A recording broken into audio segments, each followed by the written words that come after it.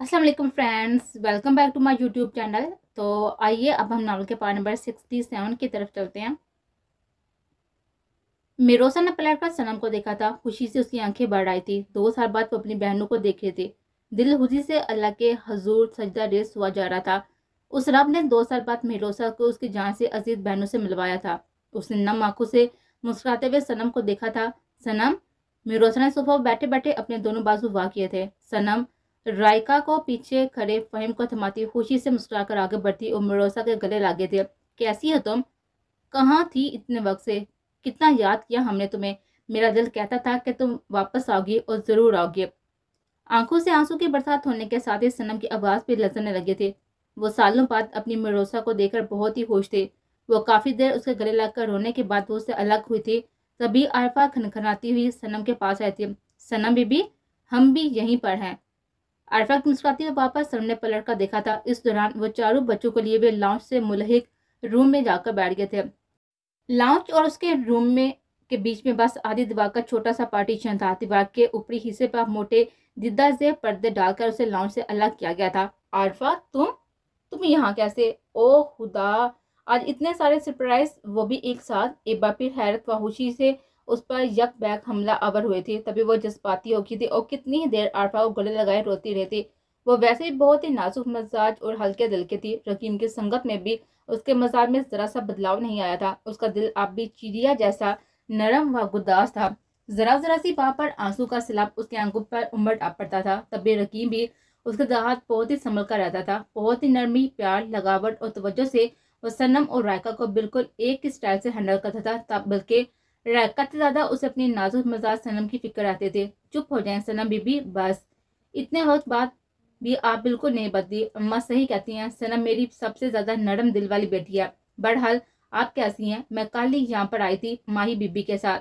माही बीबी 2 साल से हमारे साथ ही मुल्तान में रह रही हैं। आरफा बुढ़ना रोती हुई सनम के पीठ थपथपा कर उससे अलग होते मुस्कुराकर बोलते। फिर वो सर झुकाकर अपने आंसू साफ करते सनम को लिए सोफे पर चली आए थे। अब वो सब एक दूसरे के आमने सामने सोफे पर बैठी थी, जबकि अंदर वो चारों बआसानी उन सबकी आवाज सुन रहे थे। तभी रूहान, हम्मान, हसाम और फरकत को बैवत कंधे पर बाजू पर एक साथ उठाए अंदर डाल हुआ था। फहीम और हालिब अपनी अपनी गाड़ियों से आए थे, जबकि रकीम, सनम और रूहान एक गाड़ी में थे। उनकी गाड़ियां आगे पीछे आदि के घर के में आकर रुकी थी। फहीम और हालिब अपनी गाड़ियां ला करके अंदर की तरफ बढ़ रहे थे। तभी रूहान लोग वहां पर आ गए थे। रूहान जैसे ही अपनी प्रिंसेस को लेकर अपनी गाड़ी से निकला तो उसको देखा हालिब और फहीम के गोद में मौजूद तीनों बेबीज बेबीज बॉयज बुटना से मचल उठे थे और अपने वालिद साहिबान के गोद से उतरकर ऐसे उसके चिपके थे जैसे लोहा मगनातीस से चिपकता है। वो सब के सब रूहान के लाडले और साचड़े थे। जरा हैरत की बात तो ये थी कि वो नासमझ बच्चे रकीम और रूहान की एक जैसी शक्ल होने के बावजूद भी दोनों को आसानी से पहचान लेते थे। अब भी रूहान को देखते वो मचल कर अपने वालिद साहिबान की गोद से उतर गए थे और लड़खड़ा कर चलते हुए रूहान की टांगों से लिपट गए थे। मजबूरन रूहान को अपनी प्रिंसेस को वापस सनम को देना पड़ा और अपने तीनों बेबीज बॉयज को गाड़ी के डैशबोर्ड में रखी हुई चॉकलेट्स देने बाहर ही रुक गया था। फिर थोड़ी देर बाद वो जब अंदर आया तो सामने बैठी अपनी सारी भाभियों को सलाम करते वो फरकत, हमनान और हसाम को उसकी माहों को थमाने के बाद खुद भी वहीं पर बैठ गया था। जबकि तीनों भांजियों को देखकर मिरोसा का चेहरा खुशी से खिल उठा था। उसने हाथ पर आकर इन तीनों को एक के बाद एक इनकी माओ की गोद से लेकर बेताशा प्यार करना शुरू कर दिया था। मिरोसा भाभी, ये फरकत बहुत ही वाइल्ड आदमी है, उसे जरा बच कर रहिए, 2 मिनट में हमला कर देता है। रूहान फरकत को गोद में लिए उसके गाल चूमती मिरोसा को देखकर मुस्कुराता हुआ बोला था, मुझसे कुछ नहीं कहेगा, हाला को पहचानता है। मिरोसा की मुस्कुराते हुए बोली थी, हाँ हो सकता है आपको कुछ ना कहे, आपसे भी उसके 2-2 रिश्ते हैं ना, हाला के साथ साथ चच्ची भी हैं, आपसे भी सफीन भाभी और सनम भाभी जी की तरह रात काले शायद। रोहा ने दोबारा से कहा था, नहीं मैं बस हाला ही हूँ, दूसरा रिश्ता तो 2 साल पहले टूट चुका था। मेरे साथ तला आवाज पर रूहान अचानक चुप हो गया था, जबकि अंदर बैठा आदि उसकी आवाज सुनकर मन ही मन में मुस्कुराया था। हाँ, दूसरे रिश्ते को तो मेरी एंजल अपनी तय खत्म कर चुकी है। सनम जी, मेरी प्रिंसेस कहाँ है? रूहान ने मिरोसा का तला अंदाज देकर फौरन मौजू बदल दिया था और सनम से रायका के बारे में पूछा था और उठ खड़ा हुआ। वो अंदर रकीम के पास है।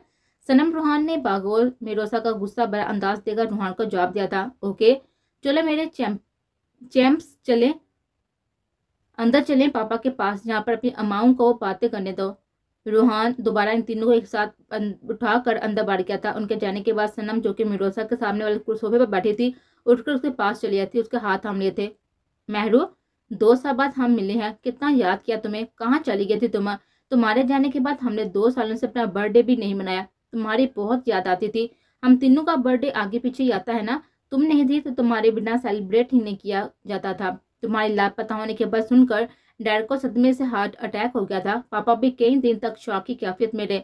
यहाँ तुम्हारे इस तरह जाने से बहुत ही हंगामा हुआ। मैं भी चाची ने बहुत ही बुरा बुला कहा था तुम्हें।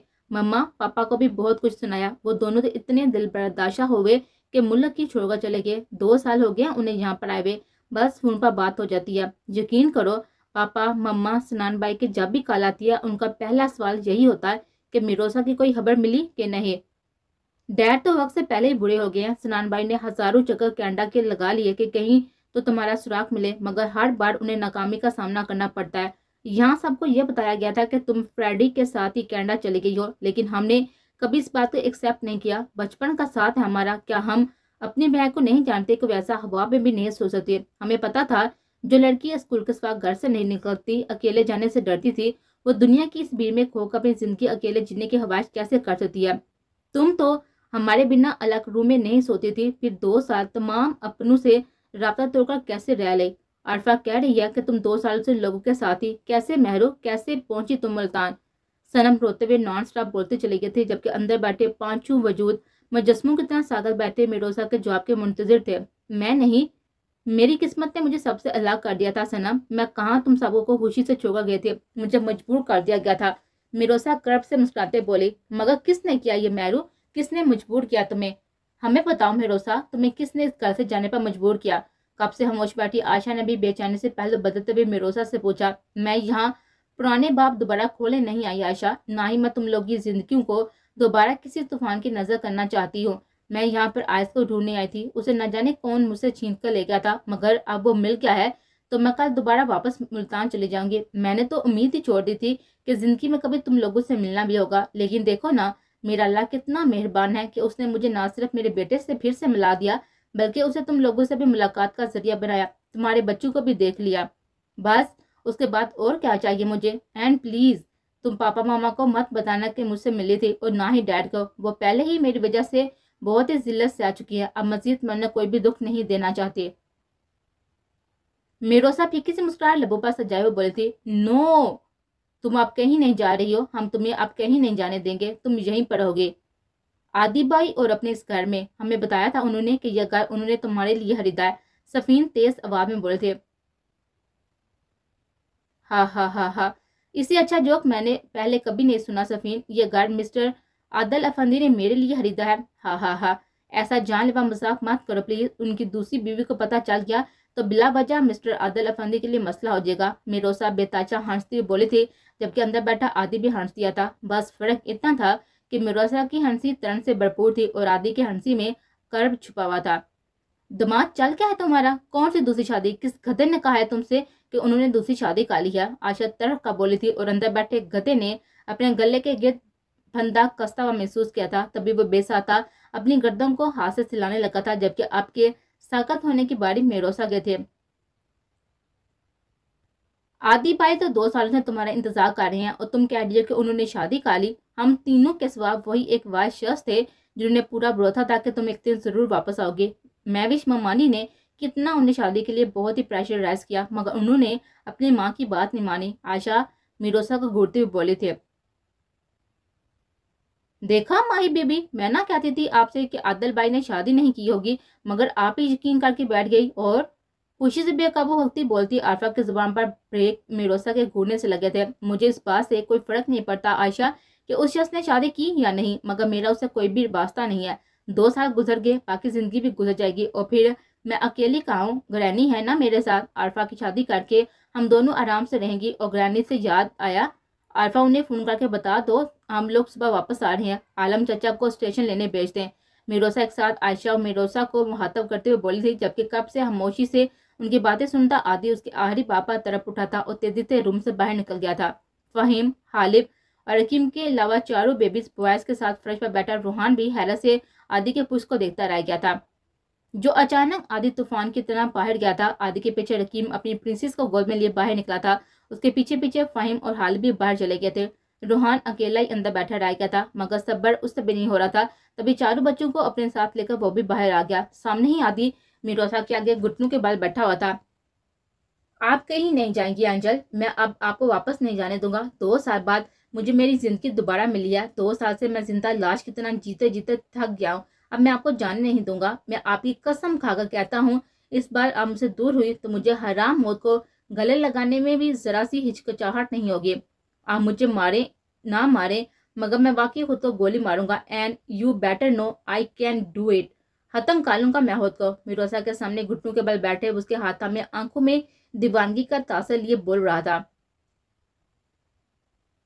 इस बात पर एक साइड पर खड़े हुए चारू और सामने ही आरफा समेत सोफे पर बैठी मिरोसा की तीनों बहनों भी कम हो गए थे, मगर मिरोसा अपने सामने बैठे आदि को देखकर तलही से हंसते थे। हा हा हा हा, अच्छा तो तुम मेरे जाने के दुख में मौत को गले लगा लोगे। हा हा हा, इतना सदमा होगा तुम्हें मेरे जाने का। अच्छा, इंटरेस्टिंग। तो हिम्मत करके ये बात जरा अपनी अम्मा के सामने कहना, फिर देखना वो तुम्हें क्या जवाब देती हैं। और ये भी जरूर पूछना कि मेरे दोबारा वापस लौट आने पर वो मुझे तुम्हारी जिंदगी से निकालने के लिए वो उनकी बहनें अब कौन सा घटिया प्लान बनाएगी। इस बार कौन से कोठे पर बेचेंगी मुझे, फिर से मुल्तान या फिर से यहीं पर लाहौर में या कराची में किसी जिस्म फरोश गैंग को सौंप देगी। हा हा हा, अपनी इज्जत के बदले एक टांग का सौदा कर चुकी हूँ। पूछ लेना इस बार मुझे अपने जिस्म का कौन सा अज़ू कुर्बान करना पड़ेगा। आदिल अफंदी, तुम मरने की बात करते हो, मरना क्या होता है तुम्हें मैं बताती हूँ। मेरे दर्द को एक लम्हे के लिए जी कर देखो, तुम्हें हराम मौत मरने की जरूरत नहीं पड़ेगी। तकलीफ की इंतहा से तड़प तड़प कर खुद ही मर जाओगे। मैं तो बस फिर भी बहुत ढीठ जान हूँ जो इतनी अजियतें सह कर भी जिंदा हूँ। बस अपने बेटे की खातिर अपनी जिंदगी का बोझ उठाए जी रही हूँ। मगर तुम जैसे बेहिस शोर को वाकई मर जाना चाहिए, जिसके जीते जी आज उसकी बीवी बेवून जैसी जिंदगी गुजार रही है। तुम जैसे बाप को मर जाना चाहिए, जिसके होते हुए भी तुम्हारा बच्चा यतीमून जैसी जिंदगी गुजार है। मौत की बात करती हो तुम, जानते भी हो मौत क्या होती है। मौत तकलीफ व बेबसी की आखिरी हद होती है, जिसे मैं छू कर आ चुकी हूँ। तुम क्या मौत को गले लगाओगे। तुम जैसे बुज़दिल लोग बस अपनी बेबसी का रोना रो कर दूसरों की हमदर्दियां समेटने के सिवा कुछ नहीं कर सकते। तुम जानती हो तुम्हारा मसला क्या है। तुम्हें मोहब्बत का व्यर्थ करते सबके सामने अपनी बेबसी का रोने की बीमारी हो गई है। किस मुंह से आज तुम मुझे रोकने की बात करते हो। पहले कौन सा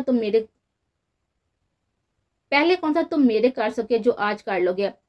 कितना कहती रही, हाथ जोड़े पैर पकड़े मैंने तुम्हारे कि मुझे छोड़कर मुल्क के बाहर मत जाओ। अपनी तरफ बढ़ते हुए इन तूफानों की आहट सुन ली थी मैंने, जो मुझे तबाह बर्बाद करने वाले थे, मगर तुमने मेरी एक नहीं सुनी, छोड़ के मुझे इन डायन जैसी औरतों के बेच। आज किस मुंह से रोकने की बात करती हो तुम। ये कहते हुए चिल्लो बार पानी में डूब कर मर जाना चाहिए तुम्हें। आज तुम मुझे यहाँ पर रोक रही हो, क्या करोगे कल जब फिर से मुझे तुम्हारी जिंदगी से निकालने के लिए तुम्हारी माँ और हाला कोई नई प्लानिंग करके यहाँ पर चली आएंगे। तुम कुछ नहीं कर सकोगे क्योंकि तुम एक बेगैरत मर्द हो। इस बार भी वही होगा जो पहले हुआ था। तुम्हारी माँ और हाला पहले मुझे ले जाकर तुम्हारे कजन के अयाश गुंडे बदमाश दोस्तों के हवाले कर देंगे, जो जानवर की तरह मुझे मार मार कर मेरे जिस्म का रेशा रेशा अलग कर देंगे। फिर मेरी इज्जत को अपने इस जलील बांझे से ताज़ा करवाने की धमकियां देकर एक लेटर लिखवाएंगे कि मैं अपने आशिक के साथ घर से भाग नहीं हूँ, और तुम बिना किसी तस्दीक के आंख बंद करके इस बात पर यकीन कर लोगे कि तुम्हारी बीवी वाकई अपने आशिक के साथ घर से भाग गई। फिर इसी गम के साथ सबके सामने मजलूम बनकर रोते रहोगे और जिंदगी भर सबकी हमदर्दियां समेटते रहोगे। ना सच जाने की कोई कोशिश करोगे और ना ही अपनी इस बागी हुई बीवी को ढूंढने की कोशिश करोगे। कुछ नहीं कर सकोगे तुम आदिल अफंदी, कुछ भी नहीं। बस आंखें बंद करके अपनी माँ की उंगली थामे चलते रहोगे और एक बार फिर तुम्हारी माँ तुम्हारी जिंदगी में शामिल होने के जुर्म की सजा सिर्फ मुझे देगी। एक बार फिर वो औरत मेरी इज्जत का सौदा करेगी, मगर इस बार तो मैं बिल्कुल लाचार हूँ, खुद को बचाने के लिए भाग भी नहीं सकती। ना हर बार ग्रैनी और आरफा मेरे लिए निजात जिंदा बनकर आएंगी। तुम्हें मर जाना चाहिए आदिल अफंदी, तुम जैसे मुजदिल और बेगैरत शोर को वाकई मर जाना चाहिए। आदि का गिरबान पकड़कर झंझोटी मेरोसा दीवानों की तरह बोलते जा रहे थे। आंसू बेआवाज बैठ थे और वाशिते गम से फट रहे थे। 2 साल से उस गम को अकेली बर्दाश्त करती। कौन था उसके पास ग्रैनी और आरफा के सिवा, मगर आज उसके सारे अपने उसके पास थे। आज तो वो सितमगर भी उसके सामने मुजस्सम मौजूद था, जिसका असल गमसार था। 2 साल से उसके तस्वर से ढेरों शिकवे शिकायतें करती आई थी, लड़ती आई थी, उस पर गुस्सा करती रही थी کیونکہ میروسا کو عادی کی ذات پر جو مان تھا وہ ان 2 سالوں میں عادی کی خاموشی اور چپ سے بجھنا سے ٹوٹ کر بکھر گیا تھا۔ وہ اس کی روح کا مکین تھا، مگر کہیں نہ کہیں اس کے درد کی اصل وجہ بھی وہی تھا۔ اس کی محبت کسک بند کر مہروسا کے دل کے نہو میں آج تک ویسے ہی موجود تھی۔ وہ اس کے خوابوں کا شہزادہ تھا، وہ اس کی اوائل عمر کی محبت تھا، اس کا شوہر تھا جس سے بے تحاشا محبت کرنے کے باوجود بھی وہ کبھی اس کے سامنے اپنی محبت کا لفظوں میں اظہار نہیں کر پائی تھی۔ مگر وقت نے اسے آج اس مقام پر لا کر کھڑا کر دیا تھا کہ اس کے اندر بسنے والا وہ شخص آج باہر سے اس کے لیے کوئی حیثیت نہیں رہتا تھا۔ وہ اسے اپنا تو دور کچھ بھی ماننے کو تیار نہ تھی، بلکہ اس کی ذات سے جڑے شکوے اسے دیکھتے ہی میروسا کی نوک زبان پر مچلنے لگے تھے۔ تبھی وہ آج پھٹ پڑتی اور اس کے سامنے اپنی ایک ایک اذیت کو بیان کرتی چلی گئی تھی، ساتھ اس غم کو بھی کہ دکھ نے ان لمحوں میں اس کے پاس نہیں تھا، وہ اس کے لیے کچھ نہیں کر سکا تھا۔ ساری باتوں کا غم و غصہ وہ بری طرح عادی پر نکال بیٹھی تھی، جبکہ لاؤنج میں ایک طرف اب تک روحان، رحیم، حالب اور فہیم ساکت اور خاموش کھڑے تھے۔ وہ چاروں ششدر تھے کہ میروسا نے کیا کچھ تنہا اکیلے اپنے نازوں سے جان پر جلا ہے۔ وہ 2 سال اکیلی کتنی اذیت سے گزری ہے اور وہ سب اسے کتنا غلط سمجھے تھے۔ یہ سارا جال مہوش افندی کا بنا ہوا تھا جس میں میروسا بری طرح سے پھنس گئی تھی۔ سب کر بھی وہ آج تک کسی قدر چلاکی کا مظاہرہ کرتے ہوئے سب کے سامنے یہ ظاہر کرتی آئی تھی کہ میروسا ایک غلط کردار کی لڑکی ہے۔ کتنی دیدہ دلیری سے وہ میروسا کو کوستی رہتی ہے، اس کا نام سننا بھی پسند نہیں کرتی، اور برا دن تینوں نے بھی میروسا کے حق میں کچھ کم نہیں کیا تھا۔ کیا کیا نہیں کہا تھا انہوں نے میروسا کو، اس معصوم کو، بد کردار، اس کے بچے کو ناجائز تک کہہ ڈالا تھا، لیکن وہ پہلے کی طرح آج بھی واقعی معصوم تھی۔ تب بھی 2 سال پہلے ان تینوں کے کار پر دھمکانے سے بری طرح سے ڈر گئے تھے۔ ان تینوں نے بھی بڑے آرام سے میروسا کی اسی معصومیت کا فائدہ بالکل ایسے اٹھایا تھا جیسے مہوش افندی اور ان کی بہن نے اٹھایا تھا، بلکہ فہیم کو تو اب بھی یہی لگ رہا تھا کہ میروسا آج بھی مہوش ممانی کے شر سے خوفزدہ ہے۔ ساری سچائی سن کر صنم، صفین، عائشہ کے اوپر بھی صدمے کے پہاڑ ہی ٹوٹ پڑے تھے۔ کل تک ان کے سامنے ان کی بہن کو منہ بار بار کر کوستی ہوئی مہوش افندی خود ہی میروسا کی گمشدگی کی ذمہ دار تھی۔ اپنی بہن کے ساتھ اتنی گھٹیا پلاننگ کر کے انہوں نے میروسا پر ستم توڑنے کی حد کر ڈالی تھی۔ وہ تینوں ششدر سی پھٹی پھٹی آنکھوں سے اپنی بہن کے چہرے پر پہلے کڑ کو ساکت آنکھوں سے دیکھ رہے تھے، مگر سب سے برا حال تو میروسا کے دیوانے کا تھا جس کی ساکت آنکھوں میں پتلیاں میروسا کے چہرے پر سجی ہوئی ان 2 جیلوں پر ٹھہر گئی تھی، جہاں اس وقت دور دور تک بس درد ہی درد پھیلا ہوا تھا۔ وہ ساکت مجسمے کی طرح بیٹھا اپنی زندگی کو دیکھے جا رہا تھا۔ آج وہ اپنی اینجل کے انکشافات کی زد پر تھا۔ کیا کچھ نہیں کھلا تھا آج؟ کون کون سے سچ سامنے آئے تھے؟ مگر شروع سے آخر تک بار بار اس کے کان میں میروسا کا صرف ایک جملہ گونج رہا تھا، تمہیں مر جانا چاہیے عادل افندی۔ وہ اپنی لٹل اینجل کو دیکھتے ہوئے بس یہی سوچے جا رہا تھا، ہاں اسے مر جانا چاہیے، ہاں مجھ جیسے انسان کو مر جانا چاہیے۔ اینجل اپنے گرے بان پر لڑکے میروسا کے ہاتھوں کو تھامے سوچتا اپنی جگہ پر منجمد سا بیٹھا تھا۔ اسے واقعی مر جانا چاہیے، اپنی جان سے پیاری ماں کا یہ کڑھیا روپ دیکھنے سے اچھا تھا اسے مر جانا چاہیے۔ وہ اب بھی نہیں جینا چاہتا تھا۔ میروسا کے لفظوں نے اس کے دماغ کو درد کی انتہاؤں تک پہنچا دیا تھا۔ درد کی شدید لہریں اسے اپنے سر سے اٹھتی ہوئی محسوس ہو رہی تھی، مگر آج وہ آخری حد تک اس درد کو برداشت کرنا چاہتا تھا۔ کیا پتا یہی درد اسے زندگی کے اس بوجھ سے آزاد کر دے جس نے آج اسے اپنی بیوی اور بچے کے سامنے سر اٹھانے کے لائق نہیں چھوڑا تھا۔ تبھی اس کے کانوں میں ایک دوسری معصوم اور خوبصورت سے آواز گونجی تھی، پاپا پاپا۔ اس آواز پر عادل نے گردن موڑ کر دیکھا تھا۔ فرقت، حسام، حمنان اور رائکر کے ساتھ کھیلتا آئز اب اپنے ننھے قدموں سے لڑکھڑاتے ہوئے اس کی طرف بڑھ رہا تھا۔ چہرے پر پیالی سی مسکراہٹ سجی تھی، ہاتھ میں فرقت کی دی ہوئی چاکلیٹ تھامے وہ مسکراتا ہوا دھیرے دھیرے ماں باپ کے پاس چلایا تھا۔ آئز کو دیکھ کر اس کا دماغ جیسے جھنجھنا اٹھا تھا، منفی سوچیں اچانک سے بدل گئے تھے۔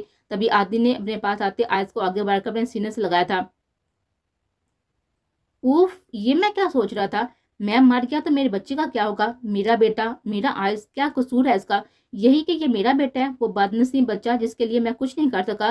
جیتے جی جب لوگوں نے میری بیوی بچے پر اتنے ستم توڑ ڈالے تو میرے مرنے کے بعد دنیا اسے اس کی ماں کو جینے نہیں دے گی۔ نہیں نہیں، میں اپنے بچے، اپنی بیوی کی زندگی کو مزید کسی محرومی کی نظر نہیں ہونے دوں گا۔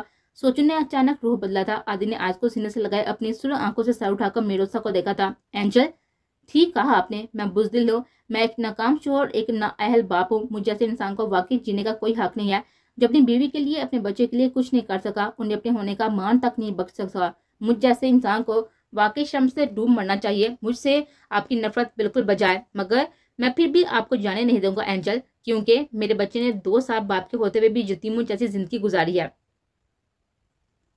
لیکن اب میں اس کے بچپن کو کسی بھی محرومی کی نظر نہیں ہونے دوں گا۔ آپ نے میرے ہوتے ہوئے بیواؤں جیسی زندگی گزاری ہے، مگر اب میں آپ کو مزید ایسی زندگی گزارنے نہیں دوں گا۔ آپ کو یہ اذیت میری ماں کی وجہ سے ملی ہے، مگر اب اپنی ماں کے کیے کی سزا میں مزید آپ کو اور عائز کو بھگتنے نہیں دوں گا۔ میں 2 سال غفلت کی نیند سوتا رہا، مجھ سے اپنا فرض ادا کرنے میں کوتاہی ہو گئی، مگر اب نہیں۔ اب میں سب کچھ جان گیا ہوں، اب وقت آ گیا ہے میری ماں کو اپنے کیے کی سزا بھگتنے کا۔ بہت گزار لی آپ نے یہ تکلیفوں بڑی زندگی، بہت سہ لیا اپنوں سے دوری کا عذاب، لیکن اب میں ایسا نہیں ہونے دوں گا۔ اس بار آپ نہیں، وہ جائیں گی اپنے اکلوتے بیٹے سے دور، ہمیشہ کے لیے دور۔ میں ایک نااہل باپ ضرور ہوں اینجل، مگر آپ کو ہر لحاظ سے ایک پراؤڈ ماں بننا ہے، تاکہ جب آئس بڑا ہو تو فخر سے کہہ سکے اس کی ماں ایک عظیم عورت ہے۔ آپ کی عظمت آپ کی شان کے دامن پر لگے اس بد کردار لفظ کے داغ کو میں مٹاؤں گا اینجل۔ آپ اینجل ہیں، اپنے نام کی طرح پاکیزہ و معصوم، اور ہمیشہ رہیں گی۔ جن لوگوں نے آپ کو بد کردار ثابت کیا، مجھ سے دور کرنے کی گناہانی چالیں چلی، آپ کو اتنے بے شمار دکھ دیے، وہی لوگ ساری دنیا کے سامنے آپ کو پیروں میں گر کر آپ سے معافی مانگیں گے۔ آپ اپنے ایک ایک جرم کو قبول کریں گے۔ آئی سویئر ٹو گاڈ، آپ کے سامنے سب کو لے کر آؤں گا، ایک کو بھی نہیں چھوڑوں گا، خود اپنے ہاتھوں سے سزا دوں گا، کسی کو بھی نہیں بخشوں گا، مگر اب میں آپ کو واپس جانے نہیں دوں گا۔ کسی میوش افندی کے ڈر سے دوبارہ گمنامی کے اندھیروں میں نہیں کھونے دوں گا۔ یہ گھر کیا، عادل افندی کی پوری ذات پر صرف آپ کا حق ہے۔ اس بار کوئی میوش افندی آپ کو نہ اس گھر سے نکال سکتی ہے، نہ عادل افندی کی زندگی سے۔ میں آپ کی اپنے آئز کی قسم کھاتا ہوں، اس بار میں آپ کو ہارنے نہیں دوں گا۔ اس بار ہار میوش افندی کا مقدر بنے گی۔ عادل کی پرعزم اور بڑھائی ہوئی آواز پر میروسا خاموشی سے اپنی جگہ پر بیٹھی رہی تھی۔ اس نے ایک نظر بھی عادی کی طرف نہیں دیکھا تھا۔ وہ شہد رنگ گہری آنکھوں میں دیکھنے کا حوصلہ نہیں رکھتی تھی۔ وہ جانتی تھی ان آنکھوں میں اس کے لیے درد اور محبت کا ایک تندو تیز طوفان اٹھ رہا ہوگا، جو لمحوں میں اسے اپنے ساتھ لے کر بہہ کر لے جائے گا۔ اس لیے وہ ان آنکھوں میں دیکھتے ہوئے کترا رہے تھے۔ پہلے ہی وہ غم اور غصے کے ہاتھوں سے اتنا کچھ کہہ چکے تھے۔ کچھ بھی تھا، وہ شخص آج بھی اس کے لیے اہم تھا، اور اسے درد میں دیکھنے کا حوصلہ اب بھی میروسا کے اندر نہیں تھا۔